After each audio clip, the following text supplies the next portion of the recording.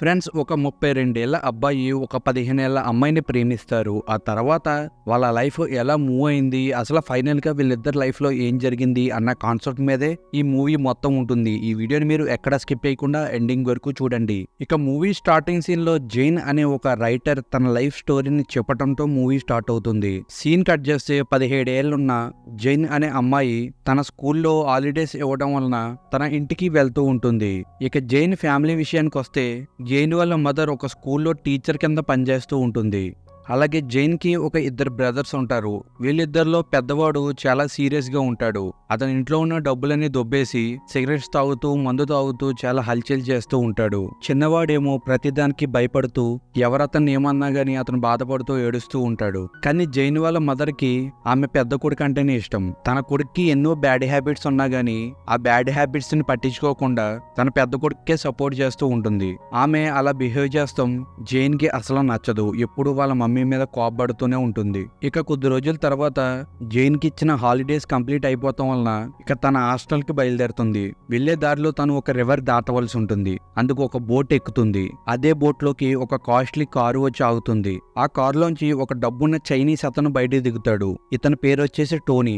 Tony Jain ని చూసిన మొదటి చూపులోనే తను ప్రేమలో పడిపోతాడు. తన దగ్గరికి వెళ్ళి మాట్లాడటానికి ట్రై చేస్తాడు. కానీ జైన్ మొదట్లో అతన్ని పట్టించుకోదు. కానీ టోనీ మాత్రం నాన్ స్టాప్ గా జైన్ తో మాట్లాడుతూనే ఉంటాడు. అప్పుడే జైన్ చదువుతున్న స్కూల్ తను వెళ్లే దారిలోనే ఉండటంతో నేను నా కారులో డ్రాప్ చేస్తాను అని టోనీ అంటే జైన్ కూడా పెద్దగా ఆలోచించకుండా సరే అని ఒప్పేసుకుంటుంది. ఇక వీళ్ళిద్దరూ కారులో వెళ్తున్నప్పుడు జైన్ అతను వేసుకున్న ఆభరణాలన్నింటినీ చూసి ఇతను చాలా డబ్బున్నవాడని అర్థం చేసుకుంటుంది. ఇక టోనీ నీ ఏజ్ ఎంత అని అడగడంతో జైన్ తన ఏజ్ 15 సంవత్సరాలు అయినా గానీ 17 సంవత్సరాలని అబద్ధం చెప్తుంది. టోనీ కూడా తన ఏజ్ 32 అని చెప్తాడు. అలాగే తన ఫ్యామిలీ గురించి తన బిజినెస్ గురించి చెప్తూ ఉంటాడు. అలా టోనీ చెప్తూనే జైన్ హ్యాండ్ ని టచ్ చేస్తూ ఉంటాడు. వీళ్ళిద్దరూ అతి తక్కువ సమయంలోనే ఒకరికొకరు అట్రాక్ట్ అయిపోతాడు. ఇంతలోనే జైన్ హాస్టల్ వచ్చేసినందువలన టోనీ తనను తానే కంట్రోల్ చేసుకుంటాడు. ఇంకా జైన్ కారు దిగి హాస్టల్లోకి వెళ్ళిపోతుంది. తర్వాత రోజు జైన్ హాస్టల్ నుంచి బయటకు వస్తే ఆ బయట టోనీ కారు ఉండటం జైన్ చూస్తుంది.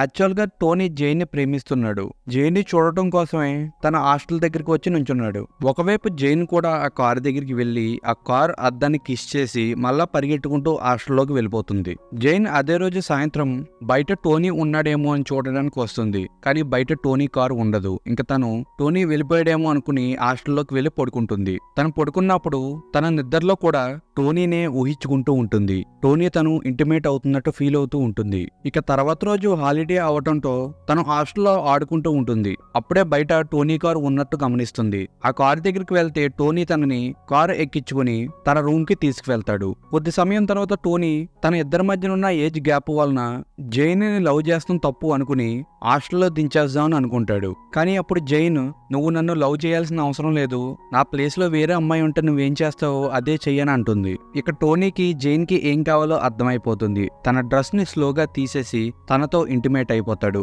జైన్ కి కూడా ఫస్ట్ ఎక్స్పీరియన్స్ చాలా బాగా నచ్చేస్తుంది. ఇక కొద్ది సమయం తర్వాత జైన్ తన ఫ్యామిలీ ప్రాబ్లమ్స్ గురించి అలాగే తన డబ్బుల కోసం ఎంత కష్టపడుతుందో ఈ అన్ని వివరాలు టోనీతో చెప్తూ అలాగే నేను రైటర్ అవ్వాలి అని అనుకున్నాను, కానీ మా ఫ్యామిలీ ఉన్న కండిషన్ వలన నేను రైటర్ అవ్వలేకపోతున్నాను అని చెప్తుంది. ఇదంతా ఇన్న తర్వాత టోనీ జైన్ నా దగ్గరికి బహుశా డబ్బుల గురించి వచ్చినట్లుంది అని అనుకుంటూ ఉంటాడు. ఇక తర్వాత వీళ్ళిద్దరూ కలిసి రెస్టారెంట్ కి వెళ్తాడు. అక్కడ టోనీ డైరెక్ట్ గా చెప్పేస్తాడు, నేను మ్యారేజ్ చేసుకోలేను. ఎందుకు అంటే నేను ఒక చైనీస్ అబ్బాయిని. నేను పెళ్లి చేసుకోవాలి అనుకుంటే నా పేరెంట్స్ చూసిన చైనీస్ అమ్మాయినే నేను పెళ్లి చేసుకోవాలి అని డైరెక్ట్ గా చెప్పేస్తాడు. ఒకవైపు జైన్ కూడా నవ్వుతూ నాకు కూడా చైనీస్ అబ్బాయిల్ని పెళ్లి చేసుకుంటాం అంటే ఇష్టం ఉండదు, ఏమీ పర్వాలేదు అని అంటుంది. కానీ తను అలాగన్నా గానీ తన మనసులో టోనీ మీద చాలా ప్రేమ ఉంటుంది. టోనీ తనని పెళ్లి చేసుకుంటాం కుదరదు అన్నందుకు జైన్ చాలా బాధపడుతూ ఉంటుంది.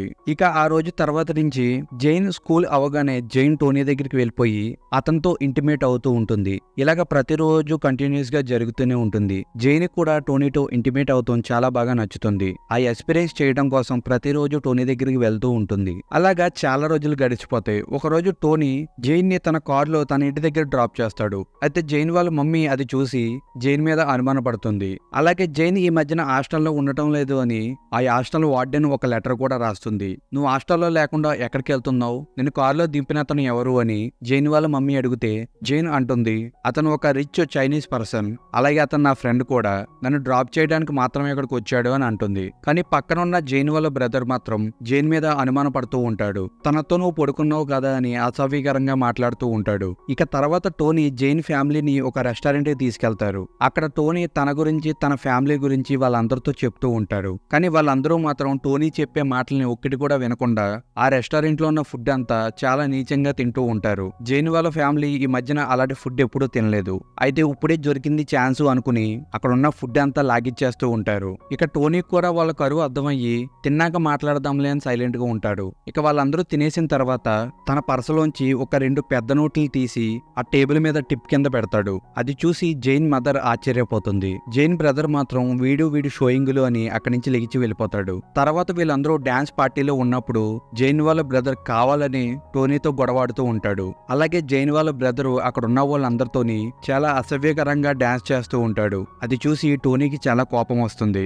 ఒకవైపు జైన్ వాళ్ళ మదర్ ఏమో టోనీ పక్కన కూర్చుని ఏడ్చేస్తూ ఉంటుంది. సారీ, ఇదంతా నా తప్పే, నా పిల్లలు నేనే సరిగ్గా పెంచలేకపోయాను అని తన ఫ్యామిలీ ప్రాబ్లమ్స్ అలాగే తను ఎన్ని కష్టాల్లో ఉందో అవన్నీ టోనీకి చెప్తూ ఉంటుంది. యాక్చువల్ గా జైన్ వాళ్ళ మదరు టోనీని వాడేసుకుందామని ఫిక్స్ అయిపోతుంది. తర్వాత టోనీ జైన్ ని తీసుకుని తన రూమ్ లోకి వస్తాడు. జైన్ వాళ్ళ ఫ్యామిలీ చేసిన ప్రవర్తనకి టోనీ జైన్ ని కొడతాడు. అలాగే ఎప్పుడులాగా కాకుండా ఆ రోజు చాలా క్రూరంగా జైన్ తో ఇంటిమేట్ అవుతాడు. ఇక జైన్ కూడా ఏమీ మాట్లాడకుండా సైలెంట్ అయిపోతుంది. తర్వాత జైన్ తనకిష్టం లేకపోయినా గానీ తన మదర్ కోసం టోనీని డబ్బులు అడుగుతుంది. టోనీ కూడా జైన్ అప్పటి వరకు చూపించిన ప్రేమ ఒక అవసరంలా కనిపించి తన కోపం వచ్చి తనకు కావాల్సిన డబ్బుల్ని తీసి ఆమె మీదకి ఇసిరేస్తాడు. తర్వాత రోజు జైన్ వాళ్ళ మదర్ డబ్బులు తీసుకుంటాకి హాస్టల్కి వస్తుంది. తర్వాత జైన్ వాళ్ళ మదర్ అక్కడున్న ప్రిన్సిపాల్ దగ్గరికి వెళ్లి ఇప్పుడు నా కూతురు చిన్నదేం కాదు, నా కూతురు బయటే ఉంటుంది అని పర్మిషన్ తీసుకుంటుంది.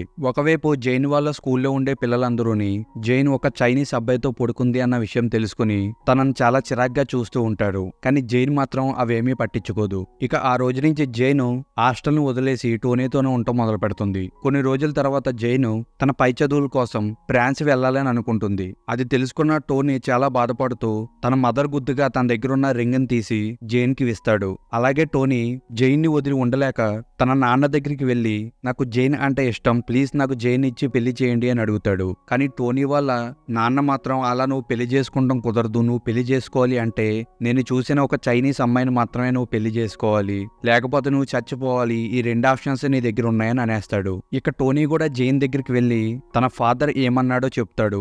ఒకవేళ మనిద్దరం మా నాన్నని ఎదిరించి పెళ్లి చేసుకుంటే మా నాన్న ఆస్తిలోంచి నాకు చిల్లి గవ్వ కూడా రాదు అని చెప్తాడు. ఇక జైన్ కూడా టోనీ బాధ చూడలేక ఏమీ కాదులే, నువ్వు మీ నాన్న చూపించిన అమ్మాయినే చేసుకో అని అంటుంది. కానీ టోనీ మాత్రం జైన్ ని అసలు మర్చిపోలేకపోతాడు. ఇక తర్వాత జైన్ తన ఇంటికి వెళ్తేని తన బ్రదర్ జైన్ చేతుకున్న రింగ్ ని చూసి నువ్వు ఆ చైనీస్ వాడి దగ్గరికి వెళ్ళావా, ఏది నీ బట్టలు వాసన చూపించు అని తన బట్టలు వాసన చూస్తూ నీ బట్టలు చైనీస్ వాసన వస్తున్నాయని కావాలనే జైన్ తో గొడవ పెట్టుకుంటాడు. ఇక జైన్ కూడా చాలా బాధపడుతూ టోనీ దగ్గరికి వెళ్తుంది. అక్కడికి వెళ్లి చూస్తే టోనీ కూడా తాగుతూ చాలా బాధపడుతూ ఉంటాడు. ఎందుకంటే టోనీకి నెక్స్ట్ వీకే పెళ్లి సంబంధం కుదిరింది, ఇంకో వారంలో నాకు పెళ్లి అయిపోతుంది అని చాలా బాధపడుతూ ఉంటాడు. అతన్ని చూసి జైన్ కూడా చాలా బాధపడుతుంది. ఇక నెక్స్ట్ సీన్ లో టోనీ అనుకున్నట్టుగానే ఒక చైనీస్ అమ్మాయిని పెళ్లి చేసుకుంటాడు. అదే ప్లేస్ లో జైన్ దూరంగా నిలబడి టోనీ మ్యారేజ్ ని చూస్తూ ఉంటుంది. ఇక తర్వాత సీన్ లో జైన్ ఫ్యామిలీ అందరూ అలాగే జైన్ ఫ్రాన్స్ కి వెళ్తాకి సిద్ధం అవుతారు. ఆ ట్రిప్ కి అక్కడ ఉండటానికి కావాల్సిన డబ్బులన్నీ కూడా టోనీయే పెట్టుకుంటాడు.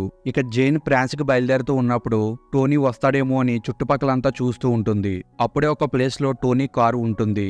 నిజానికి జైన్ ని చివరిసారిగా చూస్తాకి టోనీ అక్కడికి వస్తాడు. కానీ జైన్ కి కనిపించకుండా జాగ్రత్త తీసుకుంటాడు. ఇక తర్వాత జైన్ ఆ షిప్ లో కూర్చుని టోనీని తడుచుకుంటూ ఏడుస్తూ ఉంటుంది. తను ఆ నైట్ అంతా చాలా బాధపడుతుంది. ఇక మూవీ లాస్ట్ సీన్ లో జైన్ అనుకున్నట్టుగానే ఒక సక్సెస్ఫుల్ రైటర్ అవుతుంది. ఇప్పుడు వరకు తన కథని తనే రాసుకుంటూ ఉంటుంది. అదే సమయంలో జైన్ ఫోన్ కి ఎన్నో సంవత్సరాల తర్వాత టోనీ కాల్ చేస్తాడు. టోనీ ఇలాగంటాడు, నేను ఎప్పటికీ నిన్నే ప్రేమిస్తాను, నేను అప్పుడు నిన్నే ప్రేమించాను, ఇప్పుడు నిన్నే ప్రేమిస్తున్నాను, నేను చనిపోయిన తర్వాత కూడా నిన్నే ప్రేమిస్తాను అని అంటూ ఉంటాడు. ఇక ఈ సీన్ తో ఈ మూవీ అయిపోతుంది.